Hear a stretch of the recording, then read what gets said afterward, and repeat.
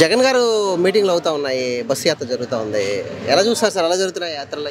ఒరిజినల్గా ఈ గ్రాఫిక్స్ కూడా కాదు. మొన్నటి వరకు ప్రతిపక్షాల గ్రాఫిక్స్ అవి ఇవి అన్నారు. మనసున్నోళ్ళు, కళ్ళు ఉన్నోళ్ళు, గడ్డి కాక అన్నం తిన్నోళ్ళు ఎవరైనా చూస్తే క్లియర్గా అర్థమవుతుంది. జనం కోసం పాటుపడే నాయకుడు జగన్. జనం కూడా స్వచ్ఛందంగా వెళ్తున్నారు. క్లియర్గా అర్థమవుతుంది. బస్సు యాత్ర కాదు, మన సిద్ధం మహాసభలు కాదు, ఏవైనా సరే. మరి మిగతా వాళ్ళ జనాలకి ఎందుకు వెళ్ళట్లేదు? ఒక పవర్ స్టారు, ఒక 14 సంవత్సరాల సీనియర్ ముఖ్యమంత్రి ఏమవుతుంది? ఇంట్లో కూర్చుంటే మనకు తెలుస్తుంది. మనమే గుండెలు బాగా తీసుకోవాల్సిన అవసరం లేదు. జనం కోసం ఎవరు కష్టపడ్డారో వాళ్ళనే నాయకత్వాన్ని కోరుకుంటారు ప్రజలు. పేద ప్రజల అభ్యున్నతే జగన్ తాలూకా ఎజెండా. ఇది ఓపెన్. పాటలు చూసి, మ్యూజిక్ చూసి కాదు.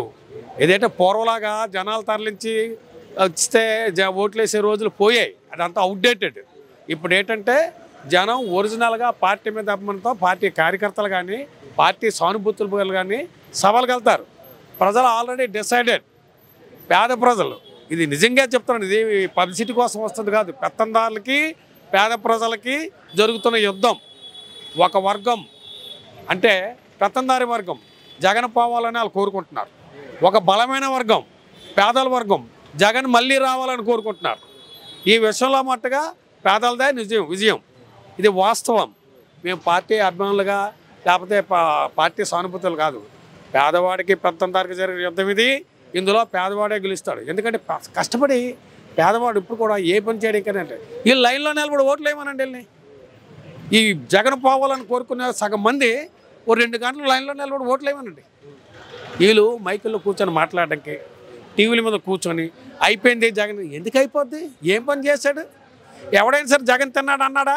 జగన్ పంచాడు అంటున్నారు. పేద ప్రజలు పంచాడు. కరోనా వచ్చి జనాలు చచ్చిపోతుంటే ఆయన కష్టపడ్డాడు. జనాలే మర్చిపోరండి. ఇంటికి సక్సెస్ఫుల్ యజమాని, బాధ్యత లేని యజమానికి తేడా ఇంటి పిల్లలకే అర్థమైపోద్ది. అలాగే ప్రజలకు కూడాను ప్రజల కోసం ఎవరు కష్టపడ్డారో వాళ్ళే మళ్ళీ కోరుకుంటారు.